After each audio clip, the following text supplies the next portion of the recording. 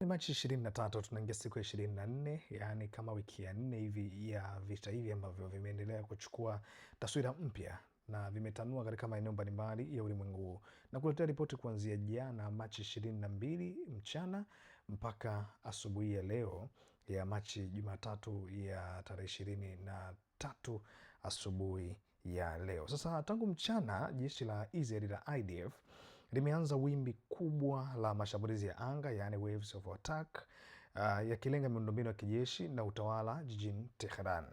Na inaelezwa kuwa shambulio kubwa limeripotiwa katika mji wa Khorramabad ambapo miundombinu ya umeme imepigwa na kusababisha mji mzima kuzima kwa umeme ama kuwa na giza kubwa zaidi, wazungu wanaita blackout.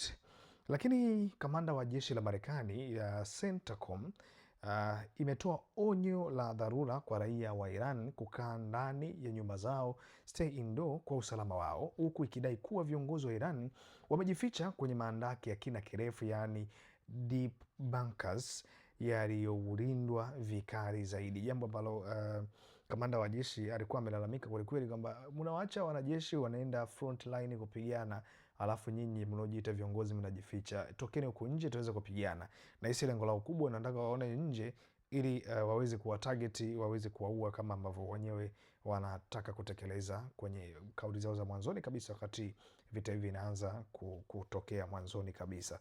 Sasa shirika la kitaifa pia la nishati, yani IEA, limetoa onyo kali leo asubuhi kuwa vita hii imesababisha mzozo wa mafuta ambao haujawahi kushuhudiwa tangu miaka 1970.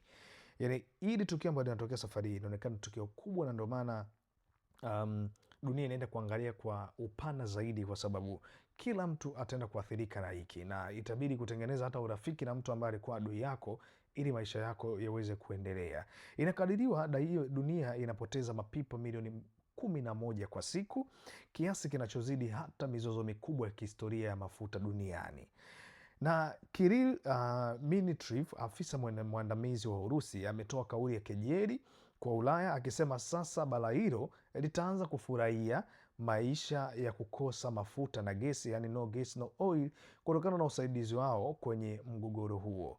Jambo ambalo kiukweli sasa hivi linaacha mdomo wazi mambo mengi ambayo yanaendelea. Ni kwamba Urusi sasa hivi imekuwa ni taifa ambalo linategemewa kwenye swala zima la mafuta, wakati aliwekewa vikwazo vingi ya kutouza mafuta. Nakumbuka hata India alikuwa ni taifa mojawapo ambalo lilizozana sana na Marekani kwa sababu ya kutengeneza ukaribu ama kuchukua mafuta kutokea Urusi, wakati Urusi na India zipo karibu, lakini analazimishwa asichukue mafuta kutokea Russia. Licha ya vikwazo, China inaripotiwa kuanza kufanya mazungumzo ya kununua mafuta ya Iran baada ya Marekani kulegeza baadhi ya masharti kwa muda ili kupunguza presha ya bei ya nishati duniani. Tunatambua kitu kimoja, Irani alikuwa amewekewa vikwazo vingi sana, na ripoti ambazo zipo sasa hivi ni ameruhusiwa kuuza ndani ya mwezi mmoja, siku 30. Lakini kinachotokea, Irani akaja kutoa ripoti ya kusema kwamba sina mafuta ya kuuza duniani. Kwa hiyo mafuta yake ni anakaa nayo yeye mwenyewe, hataki kuuzia mtu yoyote yule, isipokuwa wale mataifa ambayo amefungamana nayo, ambayo yuko nayo karibu. Nitakukumbusha jambo moja pia, ni kwamba jana nilikuwa nimeripoti moja ya habari ya kwamba Iran anachaji mpaka kama bilioni 5 za Kitanzania, ni dola milioni 2, ili uweze kuruhusiwa kupita kwenye ile Strait of Hormuz na meli zako, na hapo kwenye mataifa ambayo yeye anayataka. Kwa hiyo sio kila taifa ambalo linaruhusiwa kupita kwenye eneo hilo. Sasa hali ya kisiasa imezidi kupamba moto, huku viongozi wakitoleana maneno makali, ambapo kwanza, kama msemaji wa jeshi la mapinduzi la Iran, yani IRGC, amemkejeli rais wa Marekani Donald Trump kwa kutumia kauli yake maarufu kwenye kipindi cha The Apprentice, hey Trump you are fired. Hii imekuja baada ya Trump kutoa masaa 48 kwa Iran kufungua mlango wa bahari wa Hormuz. Tunatambua hii ripoti pia nilikuwa nimekuletea, lakini sasa hivi imekuwa kama sehemu ya watu wanamgosi, watu wanamkejeli, wanamtania Trump kupitia ile kauli yake kwamba ndani ya masaa 48 mimi mmefungua na wao hawajafungua, tukuone utafanya kitu gani. Lakini zaidi hapo ni kwamba waziri wa mambo ya nje wa Umoja wa Falme za Kiarabu, yani United Arab Emirates, ameuita utawala wa Iran kuwa ni magaidi. Hatua inaonyesha mpasuko mkubwa kati ya Irani na majirani zake wa Kiarabu. Nitakukumbusha jambo moja, mataifa mengi ya Kiarabu, falme za ya Kiarabu ni kwamba yamekuwa yakishambuliwa na Iran kwa sababu Iran anasema taifa lako linatumika mimi kunishambulia na mimi nakushambulia wewe ikiwa sehemu ya mimi kuweza kujilinda. Kwa hiyo hawa wanaona kwamba haushambulii military base, bali unashambulia maeneo ambayo raia wanaishi, na ndio maana vifo vinatokea.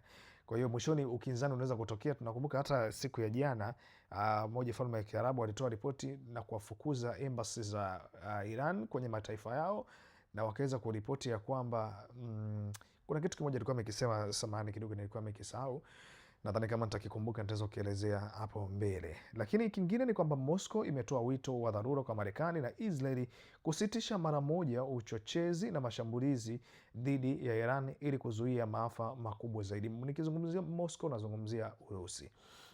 Lakini taarifa za kiintelijensia zilizochapishwa na gazeti la Washington Post leo asubuhi zinasema kuwa kiongozi mkuu mpya wa Iran, yaani Mojtaba Khamenei, yuko katika hali mbaya zaidi ya kiafya, yaani amejeruhiwa, ametengwa, isolated I mean, hajibu ujumbe wowote wa kidiplomasia wala wa kijeshi, na hayo ndio matokeo makubwa ambayo yapo. Hii taarifa haijathibitishwa na Iran yenyewe, ambayo nimekuletea mwisho, ya kwamba Mojtaba Khamenei hali yake ni tete na haiko vizuri.